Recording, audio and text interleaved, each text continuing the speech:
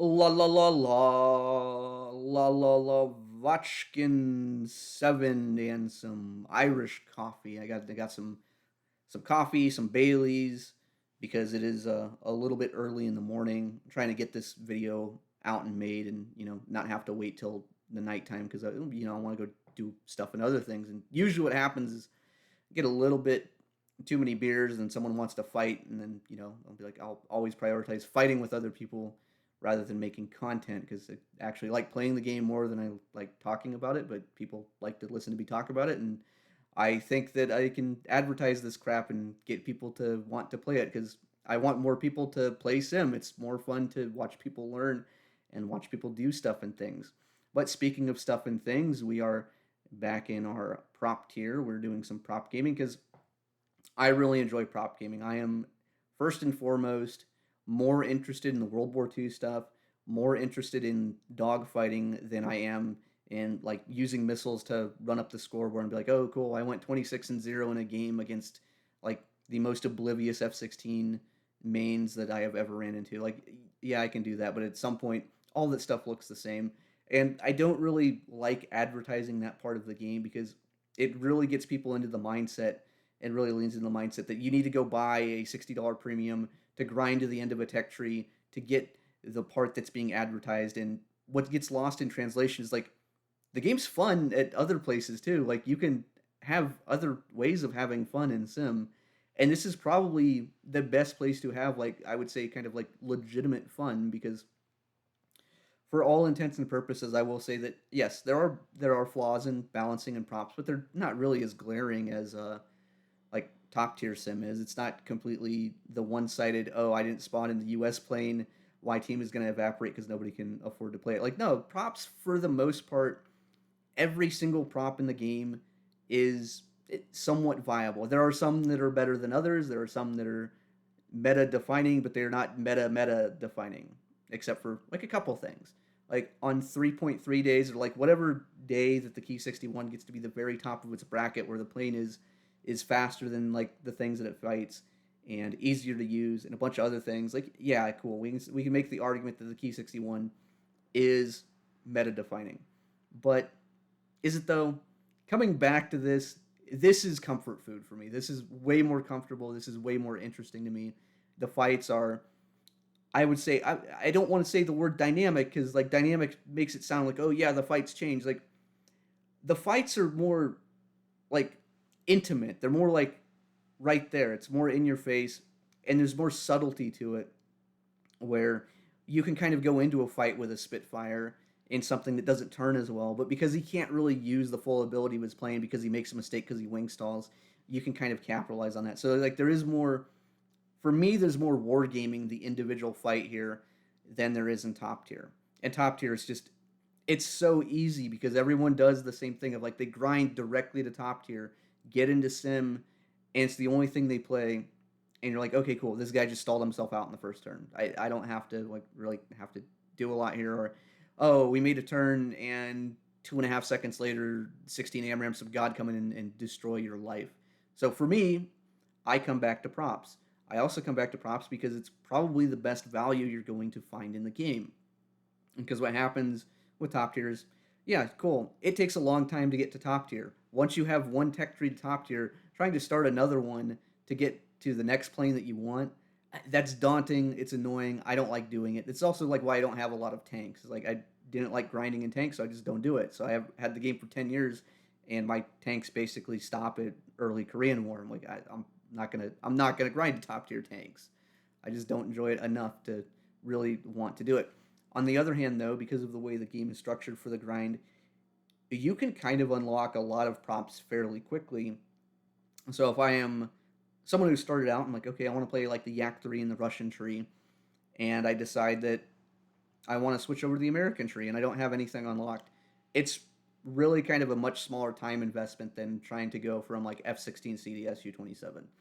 And there's a lot more variety in props too. There's a lot more stuff that is viable. Like in props, as long as you have pretty like good middle of the road performance, like a plane that's reasonably fast, turns reasonably well, is reasonably easy to fly, and has like good rear visibility, you can kind of make it work. And even the stuff that's like abysmally bad, like stuff like the bow fighter and the mosquito, some of your heavy fighters. Those planes are bad, but you can always back them up with like a good plane, like a Spitfire or like a Crew. So you can have multiple planes, and maybe like, oh yeah, cool, the mosquito's not working for you today, but you can kind of use those planes that are bad as kind of like a challenge, little bit of a challenge mode, and it's fun and cathartic to get like a gun kill on the mosquito, even though the plane is like legitimately terrible. The biggest issue that newer players are going to have with props is that the skill floor is a lot higher to start getting kills. Like I can take a dude, give him Mirage F1C, and say, "Here you go, shoot your magic twos at like the first two things you see." You will probably be productive, and you will probably get kills that way. I can't do the same thing in props. Props takes a little bit more effort to kind of cross that bare minimum threshold where you'll start getting kills, because you can do everything right. You can do everything as far as the setup right. Like you set up for a boom and zoom pass on P47, and a 109 is low. When you come in, you're like, you got speed, you got the energy, and you shoot, but you didn't use your rudder correctly and you just miss all the shots. And now the guy's reacting. And now instead of having like a really easy kind of layup shot, you have to try to dogfight the guy, or you have to run away and like spend the next 5 minutes setting up for like another pass on an oblivious guy. It means that you can do everything right and still come out kind of like empty handed. At the same time, once you start getting good at props, once you start hitting your shots, once you kind of like get those aha moments, there are more aha moments in props that can be had than there are in jets. There's also like a wider variety of play styles amongst like players that are dedicated to doing this, that you'll learn stuff as you go along. Like fighting Greek Air Force is a lot different than fighting someone who's like very dedicated to doing just pure boom and zoom stuff. And once you start learning to recognize that, once you kind of like learn to meld your own play style together or do stuff that's different, that's kind of like the fun part. That's the fun part, is like learning and growing. And there's more learning and growth to be had doing this, because it's simple, but because it's simple, it's also more refined. The numbers matter. Yes, a lot of the same stuff does apply, where yeah, numbers for the teams will like eventually like fall apart, but just refining the execution, just refining everything, having something to consistently work on is fun. And also because you can switch your tech tree up and switch your planes up and not be committed to like, oh, I ground by one top tier and I don't want to grind like two more tech trees to get like the slightly different thing to be on the enemy team. You can kind of do that in props, because you can honestly unlock most of your props within more or less like a 1 week period. Like it's a lot faster. You get like a $5 premium plane. You get something you're comfortable with in a new tech tree. Like, okay, cool. I grind the Russian tree and I like the Yak 3. Well, okay, cool. I can spend a little bit of money. I get the French Yak 3. It's a plane I'm already good in. And I'm going to basically speed run what is like the first half of the French tree. And I could do the same thing with like an American 109 or a Japanese P51 or whatever, where I can get some of those planes and kind of like get that variety and kind of get that value out of it. Another issue with props is that finding the good matches, finding the matches that have like the active portion of the player base is not immediately intuitive. So if you're brand new at the game and you go load into an Afghanistan EC that's props 4v4, you're going to spend a lot of time flying around, not seeing anything, and chances are that lobby is mainly dudes doing like bomber tasks. Like you're not going to have like that much fun. On the other hand, if you go into a small map that's 16v16, like Tunisia, Sicily, that might be a little bit too much fun too quickly just starting out. So I like the small maps. I like more activity, quicker to do the thing. Like I think prop scales really well for Sicily. It scales well for Tunisia, and it scales well for like Port Moresby. Those are probably like my top three prop maps. There's a couple of like European maps that I think Smolensk is like a really, really big one that it doesn't seem like it should be big. Same thing with Bulge is pretty much okay. Winter Stalingrad is good. Like you want to have kind of like those medium-sized maps with like a lot of like lobby activity. Or if you have some of those smaller maps like the 4v4, 5v5 stuff, like it still works out more or less. And uh, even with that, even with like your bigger lobbies, there are points on maps where people like just tend to congregate. Like yes, usually it's like towards the center, but like on I think Sicily has a lake in it that's usually like if I can't find people, I'm just gonna go to the lake and just I'm gonna fight people at the lake because that's That's where Thunderdome is. That's where people show up for Thunderdome. I don't know why it is, but that just happens to be it. And then the other thing about props is like if you're not finding people, if you're kind of bored doing things like doctrinally, like okay, cool, the P-47 is a boom and zoom plane, and I'm gonna boom and zoom. Like okay, cool, you kind of mastered that, you kind of got good at that. You don't have to play the planes correctly. There is enough room for error. There's enough errors that are being made that you can do goofy things like dogfight in the P-47 and sort of come out on top a lot of the times. Can you dogfight a zero? Not really, but you can dogfight a 109 pretty much competently, and you can do it for a couple of turns, and you can kind of troll people that way because people tend to stick to the things that they know. They tend to like have like a play style they'll develop at first. Like they'll be like, I want to boom and zoom, I want to turn and fight, and then it's like finding the areas where you can blur the lines. That's like a whole nother level of gameplay. That's a whole nother like layer of depth, and that's kind of like that's where I have fun in props. Is kind of doing everything, but kind of like mixing it up. Like if you look at my old video that I think I just posted, like there's a point where like I'm drunk and I just turn on smoke and like, hey, come fight me. Like you can do that in props. You're not going to go bankrupt doing it. And the aesthetics of like killing people, like watching someone's wing explode from like guns, is way the hell cooler than the ding from like a long range AMRAM or the assurance of like I shot a 9M from the side aspect against a guy that didn't see me. It's a lot more fun, at least for me. The skill to do it, the work that is put in, the refinement. That's what I like. That's why I kind of like enjoy doing this. At the same time, like I'm not playing props to like boost my ego per se. Like yeah, cool. The whole game is an ego boost. The whole channel is an ego boost, but I'm not trying to play the game in such a way that I'm like trying to be unkillable. Like I got a P-38 here. This guy's newer probably, and he goes back to his base and like he at least has a chance. Like I'm trying to play in a way that like I'm going to outmaneuver the P-38. I like the Spitfire here. I come in, I've got more energy, and I feel safe fighting this guy because of like the experience that I have. And he face plants into the ground because it's a Spitfire, and the plane is not. Spitfire is good, but it's one of the harder planes to learn in sim.